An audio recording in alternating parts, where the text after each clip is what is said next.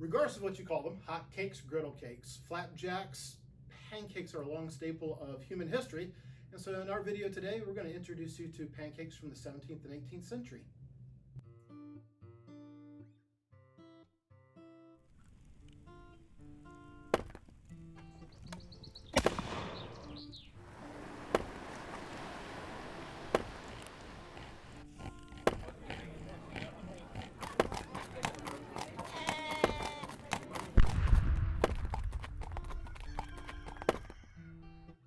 Hi, I'm Vincent from the fort at Jamestown Settlement. And I'm Gretchen from the farm at the American Revolution Museum at Yorktown. Shrove Tuesday, or Pancake Tuesday, is the day before Ash Wednesday. Ash Wednesday being the very beginning of Lent. And today, Lent is a time that you might give up certain things. In the 18th century, it was about giving up meat. Earlier than that, it would be giving up all animal product. And so you would maybe want to get through your stores of eggs and butter and milk before the beginning of Lent. So that is why you might make pancakes on Shrove Tuesday. So our recipes are going to be historic recipes from the 17th and 18th century, but we've tweaked them a little bit so that you, after watching this video, might be able to try them at home. So I'm going to head back to James Fort. And I'm going to go outside to the farm. And we'll see you all in a few moments. So here we are in the hall of one of our houses here in James Fort. You might recall this from Charles's house tour, one of our first videos that we posted on our YouTube channel. And this will serve for the English as a kitchen, a dining room, a place to entertain. This is the most central room of the house. And this is where we're going to do a little bit of our cooking today. We're going to do pancakes. As I said, we're going to do these in a way that you can replicate in your own kitchen at home. One thing about pancakes in the 17th and 18th century is they're really just an egg and flour batter. They're not going to be light and fluffy like what you may be accustomed to today. So we'll go ahead and get started. This is a recipe from a writer named William Ravishaw. He publishes 5 editions of his book that has a rather long name, even longer than Brian's instructions by way of advice. And it's the whole body of cookery dissected is at least the good working title. It's originally published in 1661. It will have, as we said, 5 editions going in publication through the 1680s. The particular recipe we're going to do is a fried meat in haste for the second course. It's just, again, simple pancakes. There's no actual meat in there. The meat we're really talking about is going to be the cheese and the apples that will be going into this recipe. So we'll get started. And following it as a recipe using modern ingredients, what Ravishaw calls for is fresh curds from the morning with the whey drained away. What we're going to use is the modern equivalent, which would be cottage cheese. No need to really drain them, but what you would want to do is to take and cream them up just by mashing them a little bit with the back of your spoon. And our cottage cheese will go into our bowl.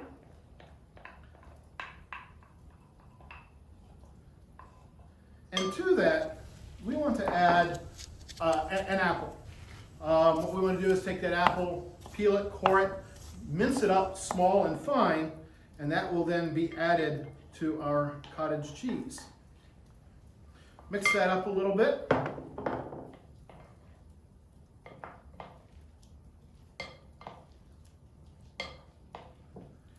And then to that, what we want to then add is 1 whole egg and 2 egg yolks.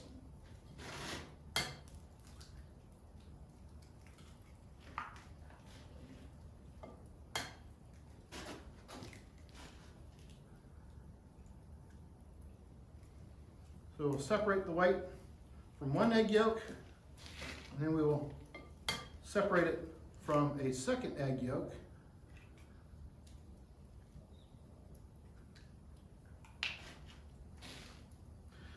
And we'll mix those together with our apples and our cheese.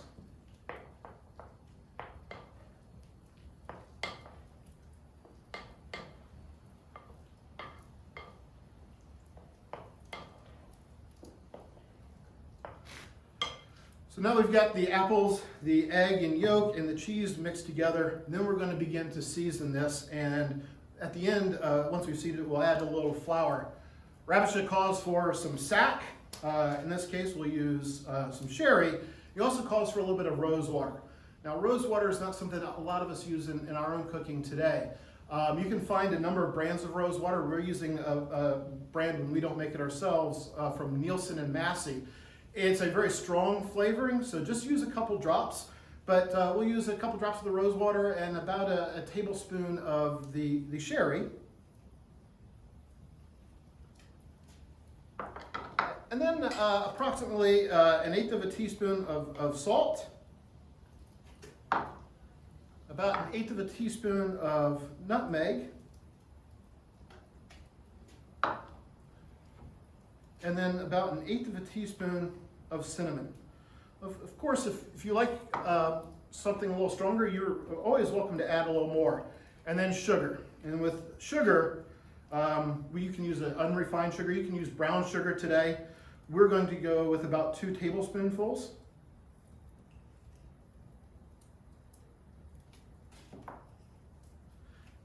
And we'll mix that together.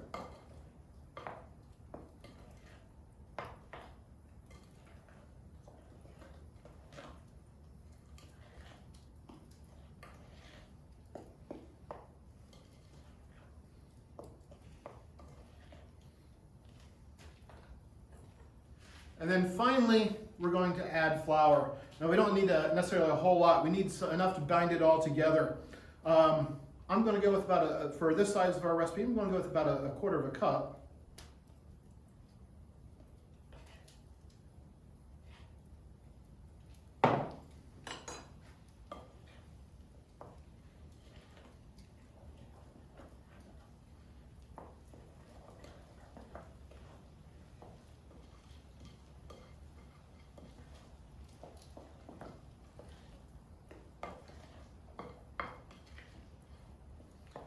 And there is our pancake batter.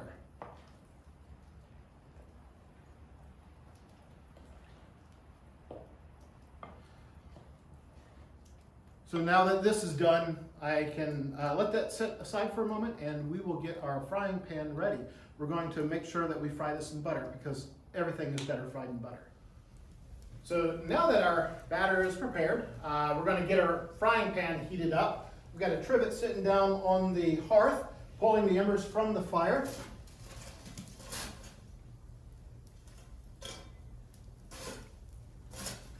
And we've got enough embers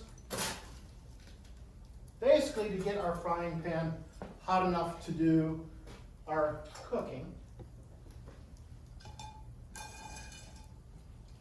And as that heat's coming up, we will add our butter to our frying pan.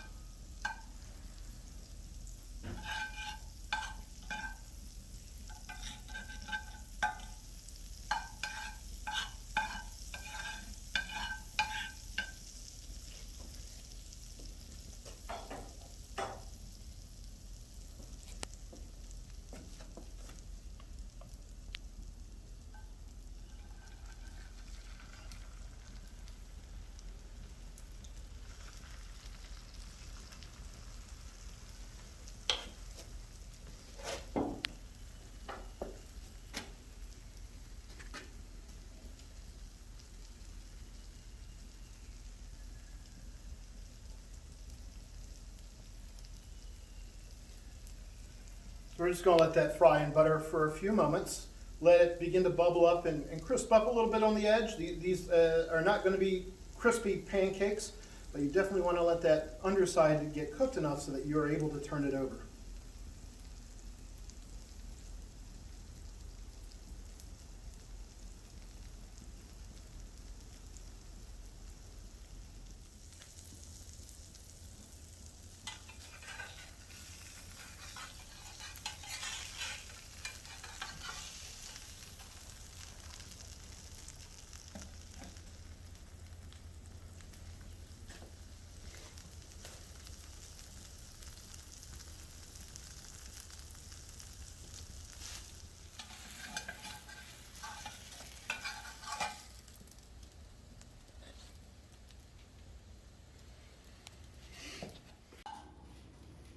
here, sir?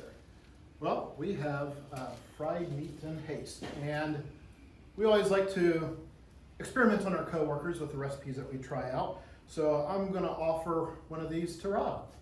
All right. Don't have to ask me twice. Oh my goodness, that is awesome because you can taste the apples, you can taste the cheesiness of it, and the butter really comes out as well. This is awesome. This is excellent. So that's our 17th century pancake recipe. I'm going to send you across the peninsula over to the York River and to the American Revolution Museum at Yorktown to see Gretchen in the 18th century kitchen. Well, thank you, Vince, and welcome to the American Revolution Museum at Yorktown. We're here in our year-round separate kitchen, and our recipe today, or receipt as they would say in the 18th century, comes from Hannah Glass's cookbook called The Art of Cookery Made Plain and Easy. And what's nice about this cookbook is it was first published in 1745 and then revised and had some additions made in 1796. And Hannah has many recipes for pancakes, so if you get a chance to look up any of her receipts, you will find lots of different ones. The one that we picked today I thought had some good ingredients that people might enjoy trying at home, and so I will read it to you now. Take half a pint of cream, half a pint of sack, which is wine, the yolks of 18 eggs, a little salt, a half pound of fine sugar, a little beaten cinnamon, mace, and nutmeg, and then put in as much flour as will run thin over the pan and fry it in butter. This sort of pancake will not be crisp, but it will be very good.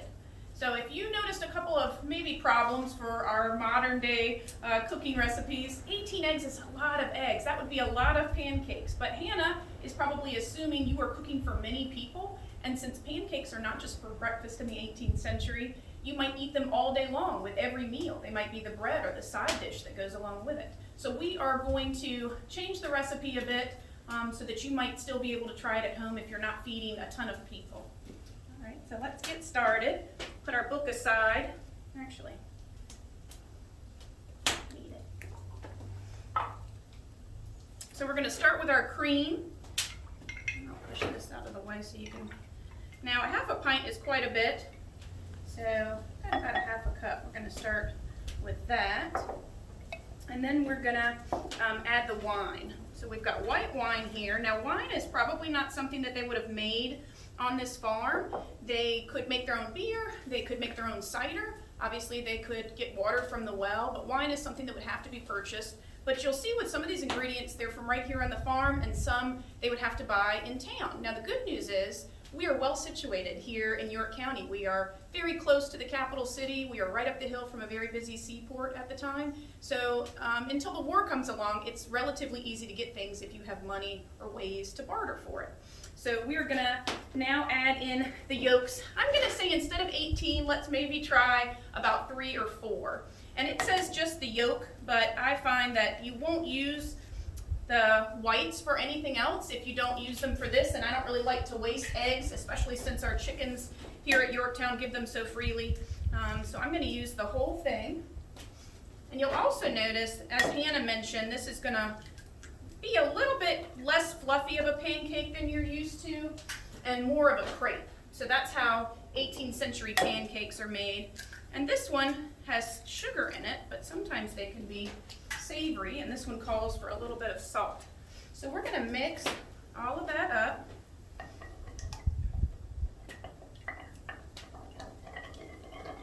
Before we add our cinnamon and nutmeg and mace.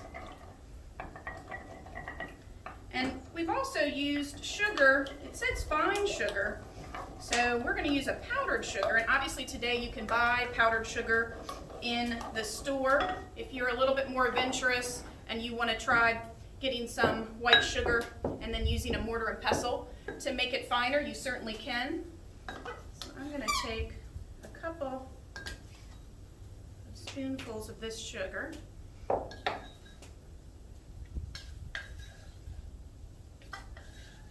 So I think Hannah says that the amount of sugar is a pound, and that's about 2 1/4 cups of sugar. That's a lot of sugar. So if you want to make your pancakes that sweet, you certainly can. In modern times, we think of pancakes for breakfast and we usually add something like syrup or powdered sugar, so it wouldn't be unheard of to have a very sweet pancake.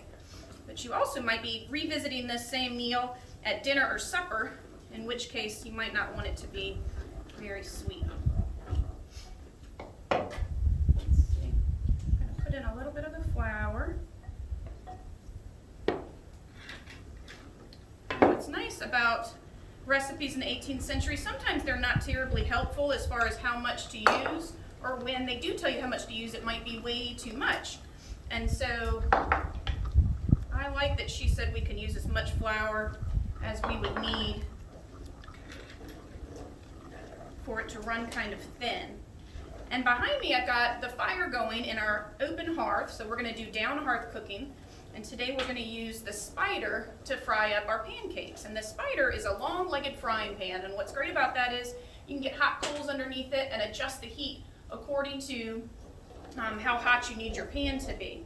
And Hannah suggests that we use butter. You could certainly use a different animal fat if you would like. Lard. Today we have other options like Crisco or maybe some other oil vegetable. But in the 18th century, especially right before Lent, we're trying to use up all of those animal products because we're going to be giving them up for Lent. So that's why we're going to use all our butter today and our eggs and our cream so that we won't miss them as much in the next 40 days. All right, so this is running, still a little too runny. Add a little bit more flour, and then we'll see how our coals are looking. See if we need to add some more wood to the fire to get those going. So this is a little lumpy, so we're just going to keep on stirring until it is a little bit more smooth, and maybe add a little bit more flour if we have to. In the 18th century, on a middling farm like this, probably the free farmer's wife and children are typically the cooks on the farm. Certainly there would be enslaved people on a farm this size, and although they're mostly field hands and not as oftentimes domestic servants, it really could be almost anybody in this farm cooking. Little boys until they're about 10 will help their mom and their sisters in the kitchen and doing other domestic chores. And then after that, they'll go help out in the field with the free farmer and the enslaved men and women that might be on this farm. Certainly having a small child stir the bowl for you would free you up to get the fire going or doing some other chores on the farm. Okay, I'm going to add a little bit more flour. And then I think we're ready to try our first pancake rather.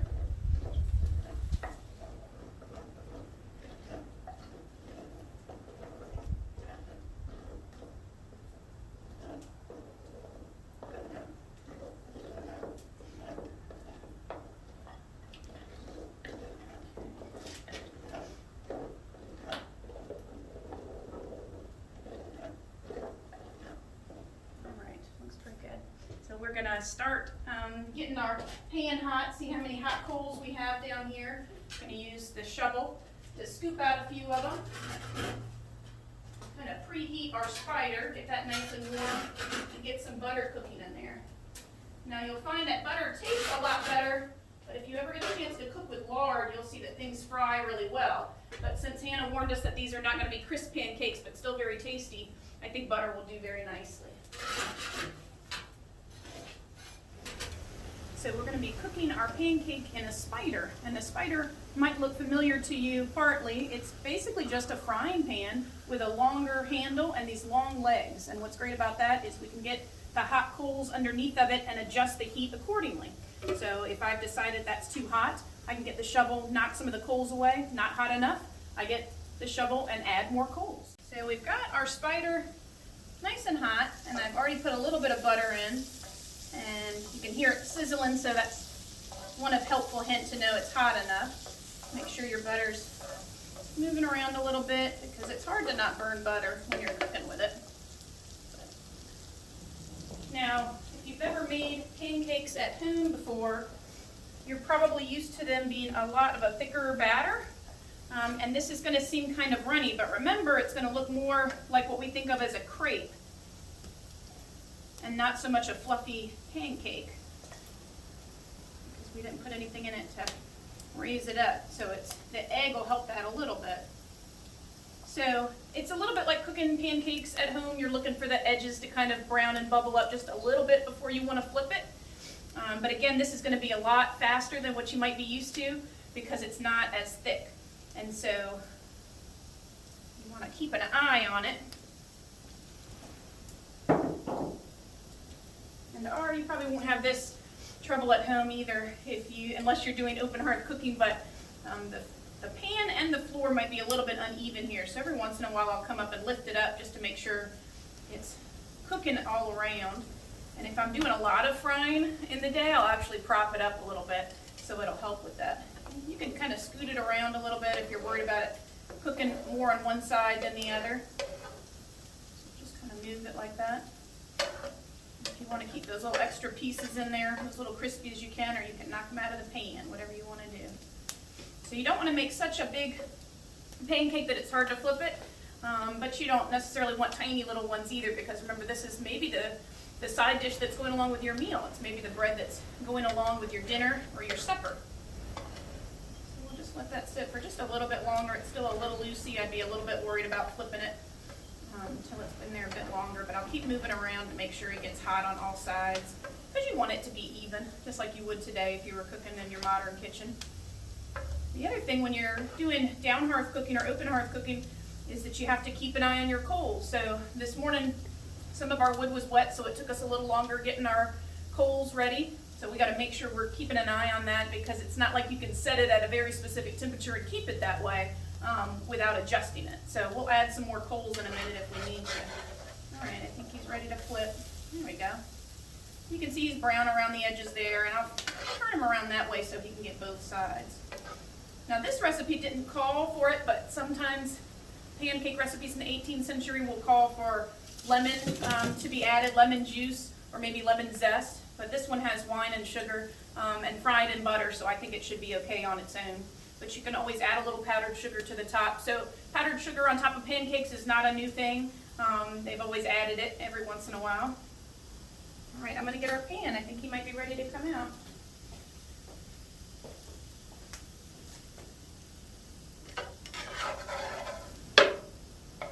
There we go.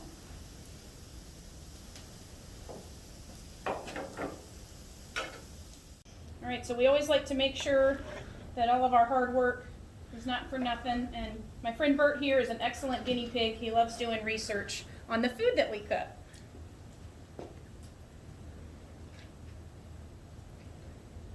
It is wonderful, Perfect. as always, Mom. Oh.